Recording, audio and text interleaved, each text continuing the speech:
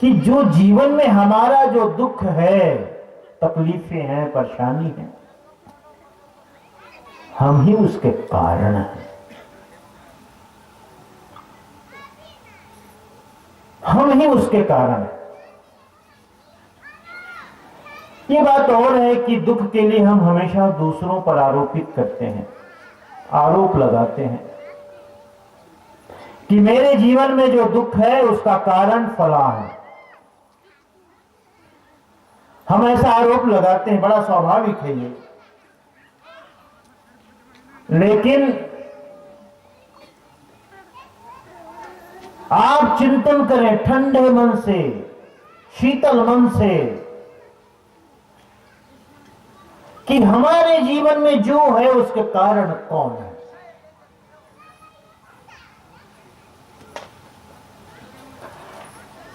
तीन तरह के कर्म बताए गए हैं। एक होता है क्रियमाण कर्म, दूसरा है संचित कर्म, तीसरा है प्रारब्ध कर्म। क्रियमाण कर्म है हमारा वर्तमान, जो हम कर रहे हैं, ये हमारा क्रियमाण कर्म है, वर्तमान। और संचित वह कर्म है जिन कर्मों का हम भोग नहीं पाते तो इकट्ठा होता है, जमा होता है, बैलेंस्ड है ना, उसको कहें बैलेंस, जमा। ऐसे ही समझो इसे कि किसी को 50,000 की सैलरी मिलती है और वो महीने में, पूरे महीने भर में मात्र 30,000 खर्च करता है, तो 20,000 क्या होगा? जमा होगा, बचेगा। ऐसे ही हम वर्तमान में अपने जीवन से जो भी शुभ या अशुभ कर्म करते हैं, पाप या पुण्य कर्म करते हैं, और पाप और पुण्य का निर्धारण, साहब ने बड़ी सुंदर बात कही, क्या है कि मन से, वचन से, कर्म से किसी को पीड़ा देना, किसी को पीड़ा पहुंचाना, कष्ट देना, यही पाप कर्म है। आपके द्वारा किसी को दुख पहुंचा तो यही पाप है, और वो मन से भी हो सकता है। मन से किसी के लिए अहित सोचना, बुरा सोचना। अभी हमारे साहब जी एक बहुत अच्छी बात कहे, ये हमारे गुरुपालन साहब जी क्या कह रहे थे, नेगेटिव और पॉजिटिव। हाँ, हम ये गांवों में देखते हैं, शहरों में देखते हैं, बहुत से लोग ऐसे हैं जो सिर्फ नकारात्मक सोचते रहते हैं दूसरों के लिए, दूसरों के लिए गलत सोचते रहना, स्वयं तो न कर पाए लेकिन दूसरे को भी करने देना नहीं चाहते, या सफल होते देखना नहीं चाहते। और इतना बड़ा द्वेष, इतनी बड़ी ईर्ष्या मन में कि पड़ोस में या गांव में किसी की बेटी की शादी होने वाली है, सगा आए देखने, इसी कोशिश में लगे रहते हैं कि उस सगा को भड़काया जाए, संबंध ही ना हो,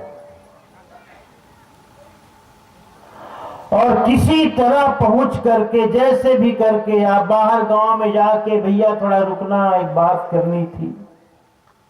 कहां गए थे? फला के घर।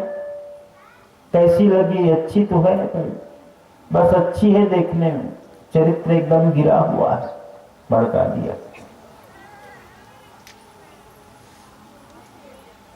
ये नकारात्मक सोच है।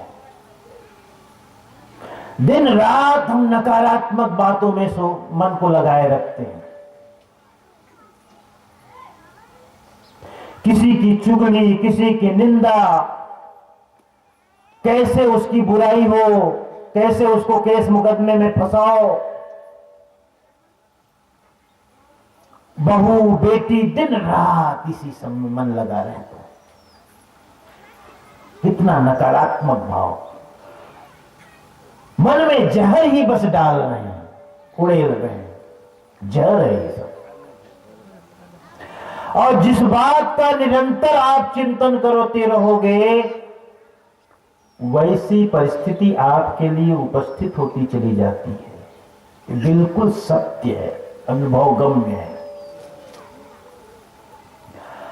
आपके मन में दूसरों के प्रति सदा हित की भावना है, अच्छाई की भावना है। कोई लाख आपके प्रति गलत सोचे, लेकिन आपकी सकारात्मक सोच ऐसी परिस्थिति निर्मित करती है कि उसके सोचने से कुछ नहीं होता, आगे आगे से निर्मित हो जाती है परिस्थिति, अनुकूल परिस्थिति। ये बिल्कुल अनुभव की बात है। इसलिए सदा आप सकारात्मक सोच रखें। किसी ने आपके प्रति कुछ भी किया है, उस पर ध्यान मत दो। कहते हैं ना,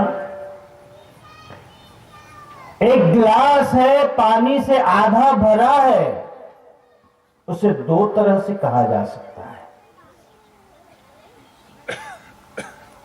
जो नकारात्मक सोच वाला होगा कहेगा आधा खाली है, सकारात्मक सोच वाला कहेगा आधा भरा है। भरा है क्या? जैसे सत्संग में आपसे मैं कहूं, कार्यकर्ताओं से कहूं, भाई कैसे क्या बात है, कई बार बुलाया गया लेकिन लोग नहीं आए, 2-2, 3-3 बार बुलाए गए, अनाउंसमेंट किया। इसे दो तरह से कहा जा सकता है। जब नकारात्मक विचार हमारे अंदर होगा तो हम कह सकते हैं साहब 3-3 बार बुलाने के बाद भी लोग नहीं आए।